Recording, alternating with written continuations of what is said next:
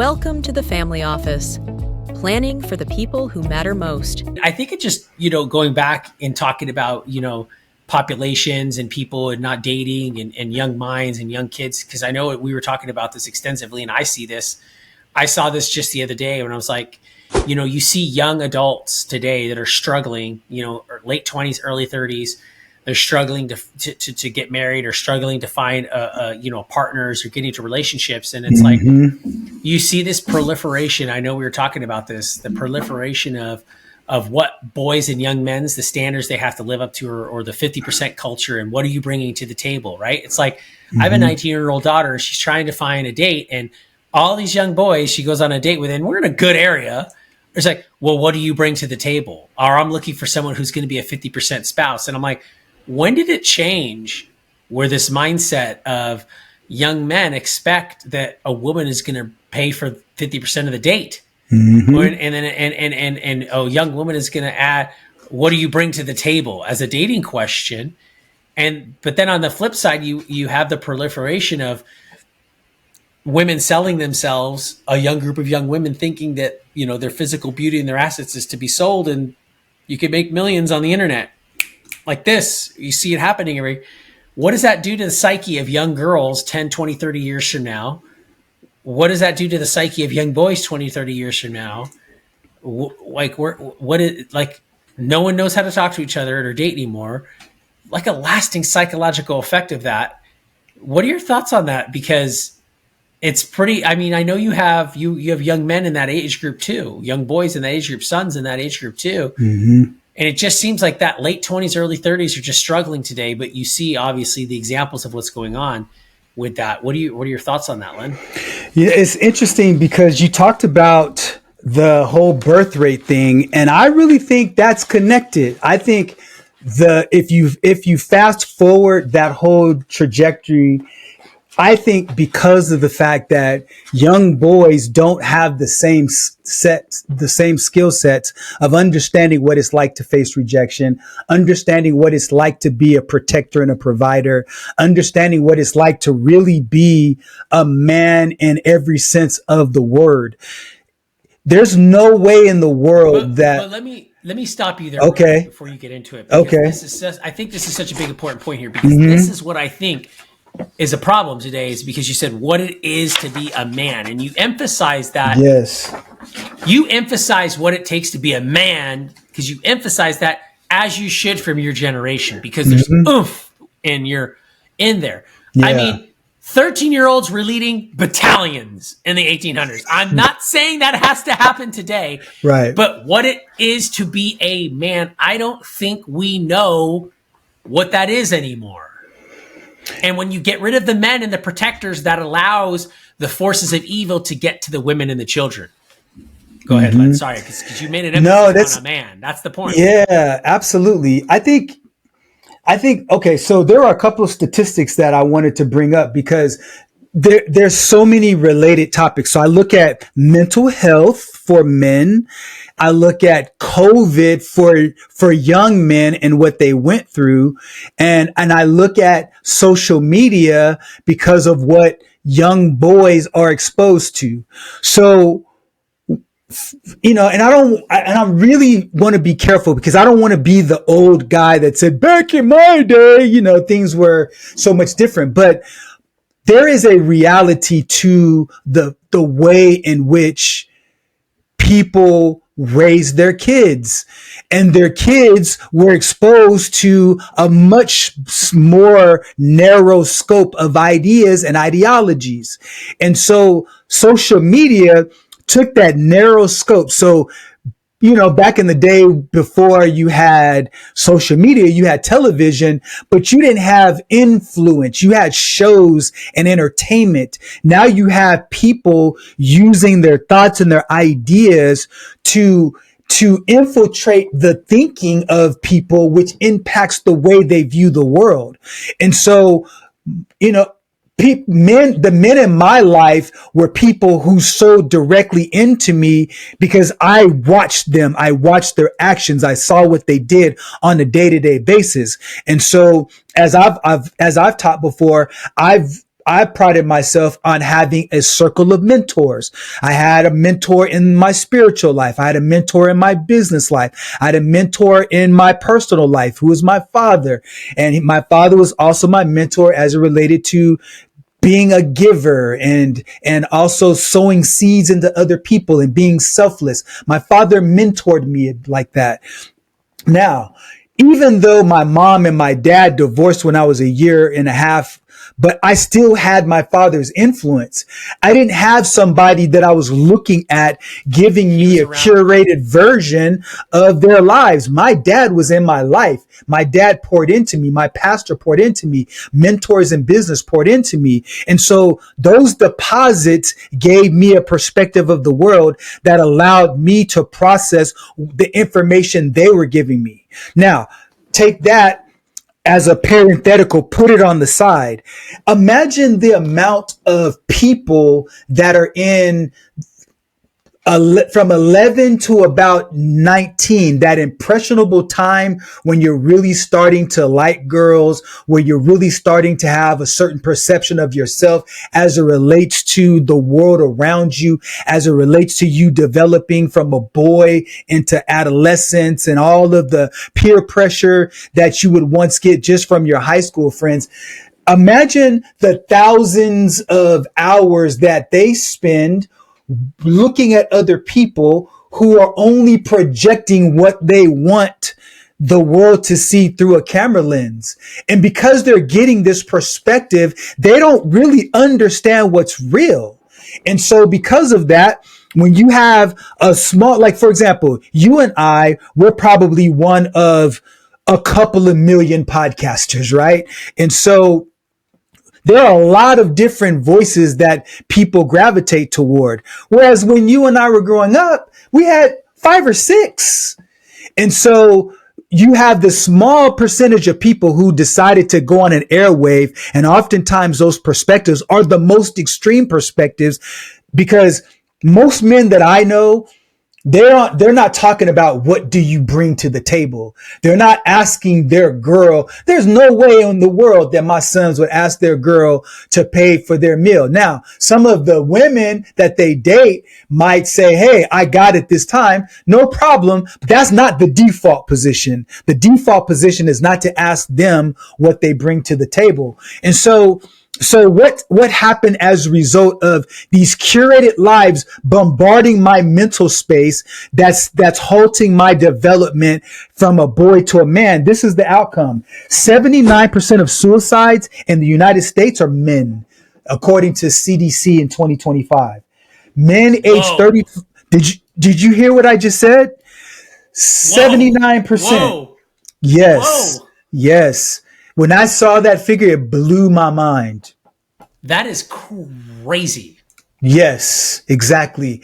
And I believe with my entire being that people are taking their lives because they're comparing themselves through the lens of somebody else's life that's only giving you a piece of it. I saw a picture on Instagram the other day and it showed an apple, right? And so there was a mirror in front of the apple. And so in the mirror shows this beautiful red apple, right? But on the other side, the apple was cut in half, but you couldn't see that side because the only side they showed was to the mirror. You getting the picture that I'm painting to you? 100%. Yes. So and is it almost like too much choice?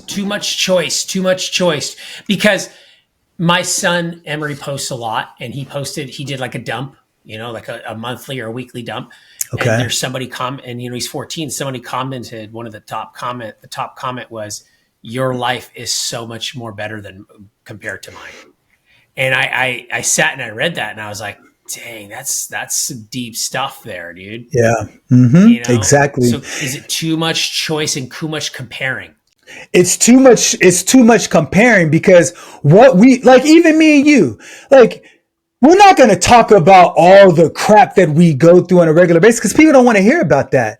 So the reality is that all of us, we are showing a caricature of our true selves in the intimate sense of the word, right? Like when I'm by myself, man, I do dumb stuff because I'm by myself, right? I'm never going to put that on camera. And the same thing is true. So when people see other people on camera projecting this lifestyle or projecting a certain persona, they're only receiving that tidbit of information, which is a fraction of who those people really are, because we know our faults, we know our shortcomings, we know our transgressions, we know our dirty little secrets, we know all of those things, but we only see other people's best versions of themselves.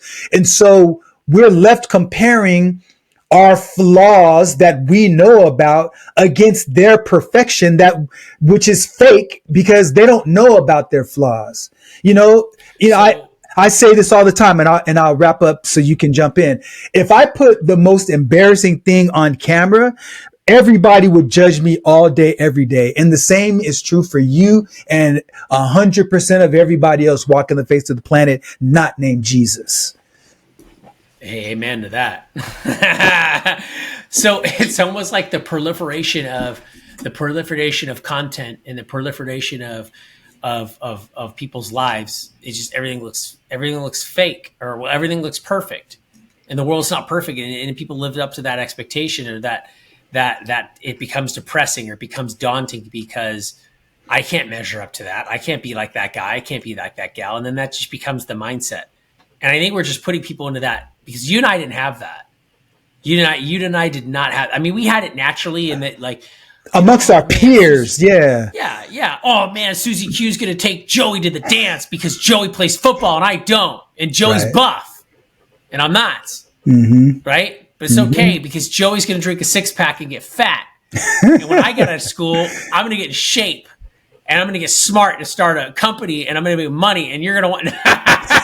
That's the revenge. That's the revenge of the smart kid, right? That's right. The revenge of the nerds. Yeah, that's right. Hey, look, you know what? Life is better when you're a late bloomer. I'm just going to leave that out there. Put that out to the audience and tell you that life is better when you're a late bloomer, right?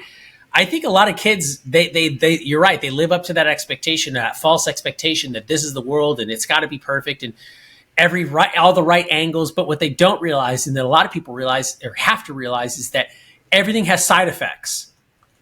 And what I mean by that is it's always a package deal, right? So you might look at somebody's life and go, dang, that's cool. But what you don't realize is that there's a side effect or a package deal that comes with it. There's an adverse that comes with that great thing you're seeing. There's always adverse effect. There's always. Mm-hmm. Even drinking water has an adverse side effect. You could drink too much and die. So just even pure oxygen is deadly.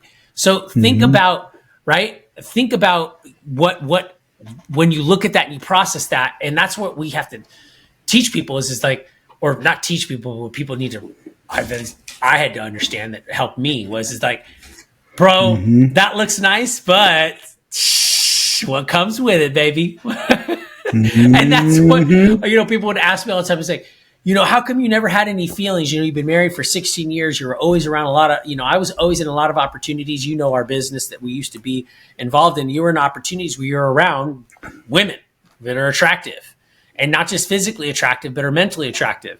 And when people always ask, well, what makes you, what would make you, not even think about that, right? Well, I mean, obviously you think about it, but what makes you really process is you go, man, this ain't worth it. I don't even want to learn all that other garbage that comes with that because I know they come with garbage. Man, you got to watch and stay away from the shiny things because the shiny things need to be cleaned like the current shiny things you have. Do yourself a favor, right? I agree. And I think what happened is that COVID really did a number on us, because I believe that's where the proliferation of this different dynamic between men and women really got bad, because we got internet savvy to the fact that, we got brave because we could sit behind a computer, and as a result of that, we lost our ability as social beings to really understand that whole social dynamic.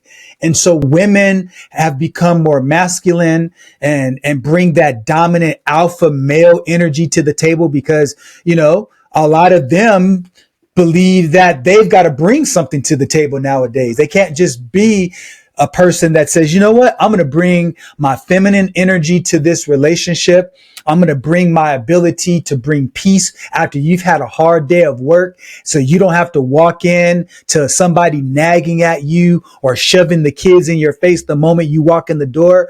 I'm going to bring a submissive mindset, not because I have to, but because I want to, because you go out and you go earn and you go and you protect this family. We've really drifted away from those norms. And there's nothing wrong with two spouses working. My wife works and my wife makes six figures just by herself, right? And I love the fact that she has that passion about what she does. With that, though, she doesn't bring masculine male energy to our household. And our household, when there's a decision that gets to be made, we'll have a discussion, but we both know that ultimately it's my decision to make. Now, oftentimes, we'll make a decision and I'm wrong and I'll look back and be like, babe, you were right. Because that's what 29 years of marriage does. And when you marry someone who's wise, you learn to listen to them because they bring wisdom to the table. But when you look at kids that were suffering from COVID, so many of them were isolated. There's a statistic that says 1 in 4 men report often feeling isolated. When you feel isolated, what does that do? That increases anxiety. And then when you go online and you see all of these people judging every little thing you do, we feel like we have to be fake and put our best thing out there. Like when you were talking about, someone being an animal, I came back and said, well, because I know you, because the little thing they'll do is they'll take a sound bite and they'll judge you for it. And so because of that, people have learned that you can't just be free on a platform like this because you'll get crucified. And so people project fakeness on this place. And so they lose their ability to go up and walk up to a young lady and ask her for her phone number and feel okay with being rejected. And they get in these little echo chambers where it's a bunch of dudes that have been rejected that don't know how to talk to girls. And so then they demonize women and they dehumanize women. And now you've got this group of people and that's all they're hearing all day. And then what do? They bring in these few examples of women that are scandalous or that are selling their bodies and that are doing bad things to themselves. And they say, see, that's who women are. No, you're just looking at a small subset because your echo chamber is feeding you the worst examples to reinforce some preconceived notion. And I think COVID just really, really messed that up with us. COVID led to the proliferation of a lot of different things and the rise to a lot of different things that COVID was definitely a one-door decision. Once that door was open and that decision was made to do the lockdowns and everything, you could never undo that ever again. No matter how much money and how much government oversight and programs and case studies and think tanks you throw at it, you will forever have a schism or a blip in the frickin' way. Like you go back and you study human history 200 years from now, 100 years from now, and you look at that and you go, what happened here? And you're going to go, oh, this is weird, wacky moment where everyone decided to be weird and wacky. Yep. And you're going to come back and you're going to look at that. But there's always a history of weird and wacky decisions that people made and weird and wacky occurrences and events that happen in the world. So I don't think you're ever going to get rid of that. But but when you have such a world phenomenon all at the same time, like in Europe, you had the bubonic plague, but that was in one segment of the world, right? This is global. Yes. Even with the Spanish flu, it was a pandemic, but the repercussions were that we were not all connected. Regional. That's right. That's exactly right. The first time you had a global, and it was a mental global impact. Yes. I mean, yes, not to take away from the people who passed away from of course, comorbidities with contracting COVID. Yeah. But the mental health impact and detriment and the reset. But studies conclusively still show that when men and women are in traditional roles in a relationship and in a family unit, they are always the most happy. Mm-hmm. Women And are they live always the the most longest happy, as well. and they live the longest. So I'm like, morning, I'm not even telling you, when we get up, Mary and I, we talk to each other every day throughout the day. Every day, I Yep. guarantee you, every day, every single day, there's not a day that goes by that either of us will look at each other and goes, I think we can make it to 100. I I think love we can that. make it. I think we can freaking make it. I think we can Mm-hmm. freaking make it, baby. I think we can make it. And when you have two people in a family unit that's working together, and you look at how family units are built, and you look at how family dynasties are built, these wealthy Mm-hmm. families that no one ever wants to. By the way, the wealthiest people in the world, you don't know who they are. That's right. No one That's knows right. who they are. You just don't. And Mm-hmm. they're families. Mm-hmm. They are families, and you don't even know who they are because the family's name is so. There's so many married in and so many connected names that you don't even know. It's just it's layered. Mm-hmm. But you look at it, and you look at it with most families, and what they do is that everybody works with each other, and everybody contributes back to the family's name, and everyone is supporting each other, and everyone is close and living together, either compound living or not. Everyone is tight. And Mm-hmm. everyone's investing in each other, supporting each other, encouraging each other, lifting up each other, loving each other. You see this in the certain cultures in the world that are very productive. I don't want to get into those, mention any names, but you see it. It happens very often. It's very systemic, and you wonder, why are they so successful? Because family is always the most important thing. That's And right. when you look at blue zones across the world, social connections, specifically spousal and family connections, when there's tight connections, that's the only common denominator amongst all blue zones. So if you want to stay happy and healthy, you got to have a strong family unit. You got to have a strong household. Mm-hmm. And as we kind of wrap up today, and just to kind of emphasize that, going into the month of, ending October and having the trick or treats and the Halloweens and whatever it is that you're celebrating, and then going into what I would say is most arguably the most family, most conjoined times of the year, obviously with holidays and Thanksgiving and whatever spiritual beliefs you are. For me, it's Christmas. This is the time when you really, really ought to look at that and reflect on that and think, dang, like, maybe I had to get back, or maybe I got to get closer with somebody that I wasn't close with. Maybe I had to forgive. Maybe I ought to just improve my relationships that I already have, instead of trying to go out into the world and make new empty ones with people who really don't care about you. Go back and try to maybe heal the relationships that have known you since, you were a kid and didn't filter yourself and didn't put a mask on, that really know who you are, and go out there and maybe try to repair those and forgive those. And even if it's like you can't repair it, then do some forgiving so that you can go into next year with a clear, productive mind to really get to where you want to be in a real sense, not a fake sense, not what social media told you to do or the internet told you to do or AI told you to do, but what you in your heart you wanted to do. So just kind of where I'm at right now to wrap up today as we kind of end today's session, Len. I love that. I love that. And, when you talk about the importance of rekindling relationships, I think sometimes kids look at their parents and some of the transgressions and evil things they did.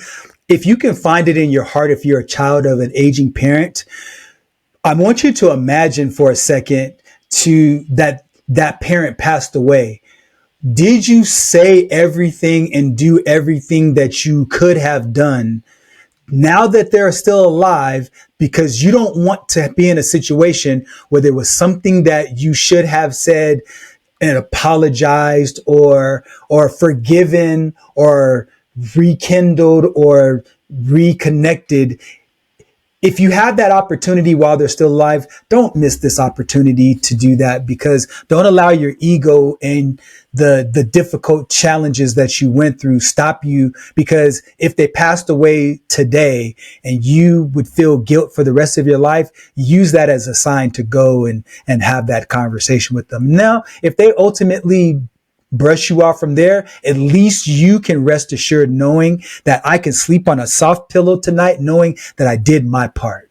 So that's what I would say, just to piggyback on what you're saying, Chris. And for those of you that tuned in, please feel free to like and subscribe and comment and do all that stuff that people ask for on YouTube. We definitely want to get this word out to as many people in this growing audience that we have. And each week we'll get better and continue to bring you great content and realistic content and relevant content and current content. And our goal is to make sure that if you listen and follow us, that you're going to learn applicable things in your life that will enhance the quality of your life. And so with that being said, Chris, it's good to talk to you as well as always. And I look forward to our next conversation. Conversation has given you clarity on your next steps. Please share this episode with someone who's walking the same path. Don't forget to like and subscribe so you won't miss future episodes. And remember, planning ahead isn't just prudent, it's an act of care. Thanks for joining us, and we'll see you next time on The Family Office.